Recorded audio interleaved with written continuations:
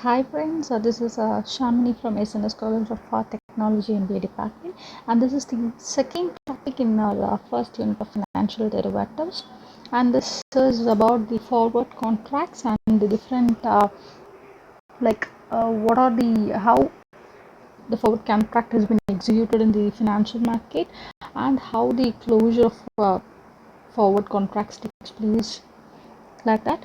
So let's go into the topic, and in this video I am just going to cover the meaning and different types and the settlement of the forward contract and even the closure of the forward contract. And in our previous video we have covered and we have learned about the meaning and the definition of the derivatives and different types of derivative products which has been available in the financial markets like forwards, futures, options, swap, leap, warrant and even baskets. So the first type of product which has been available in the financial market is a forward contract. So forward contracts, these are the simplest form of the derivatives that are available today, and these are all the oldest form of the derivatives. So a forward contract is a customized contract between the two entities. Settlement takes place on a specific date in the future at the today's pre-agreed price. So generally these are not traded on an exchange. So the price at which this transaction will take place is decided in the present. So in forward contracts fall into the two categories, namely outright forward contracts and non-deliverable forward contracts. So a forward contract takes place between the two counterparties, and this means that exchange is not an intermediary to these transactions. Hence, there is an increased chance of counterparty credit risk in the forward contracts. So, one basic example for the forward contract is an agreement between a farmer and a bread maker, and the agreement is to sell wheat by the farmer to a bread maker. So, consider today the farmer and the bread maker are going into the contract, and the farmer is agreed to sell 500 kgs of wheat at 40 rupees per kg after 3 months.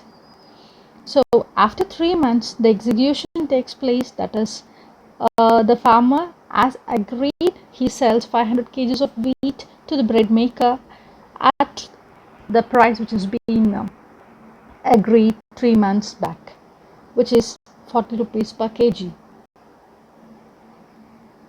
So the bread maker will give 20,000 rupees to the farmer, and he gets 5 kgs of wheat from the farmer. So a forward market,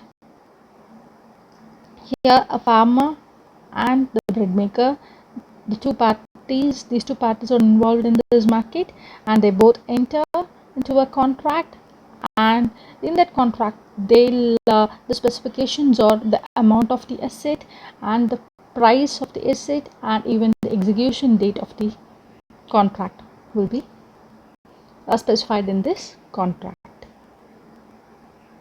So forward contract, it is usually between the two financial institutions or between a financial institution and one of its clients.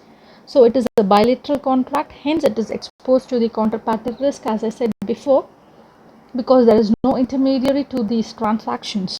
So these are the riskier than to the futures contract. So also before the internet age, finding an interested counterparty was a difficult proposition. So another point that needs to be noticed is that if these contracts have to be reversed before their expiration, the terms may not be favorable, since each party has one and only option, that is to deal with the other party. And the details of these of the forward contract are privileged information for both the parties involved, and they do not have any compulsion to release this information in the public domain. And the settlement of these forward contract is usually cash settlement and the deliverable forward. That is, as I said in that example, cash settlement means the wheat or the bread maker will give rupees 20,000 to the farmer as agreed, and the farmer will deliver 500 kgs of wheat to the bread maker as agreed in the contract. So cash settled contract the contract price, even if the spot price is high or low, the contract price has to be paid. And even the deliverable forwards, even the amount or physical asset, if there is any hike or loss, the agreed quantity of the underlying asset has to be delivered to the buyer. And the closure of the forward contract, it can be exercised, or the forward contract has been closed either on the due date of the settlement or on any date prior to the date of the settlement. That is, the contract can be executed on the date mentioned in the contract or even the date prior to the execution date which has been mentioned in the contract. So, the closing can be done in 3 ways: honor, rollover or cancel.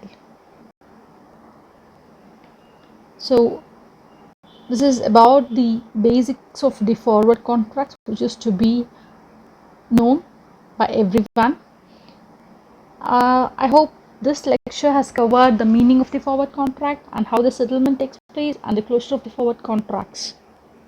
And in our second unit, we'll have a detailed topics of the forward contract, maybe the types and the closure, settlement, and the parties involved in it and all. So thank you so much for your patience listening. I hope this lecture will be helpful in understanding the basics of the forward contracts. Thank you so much.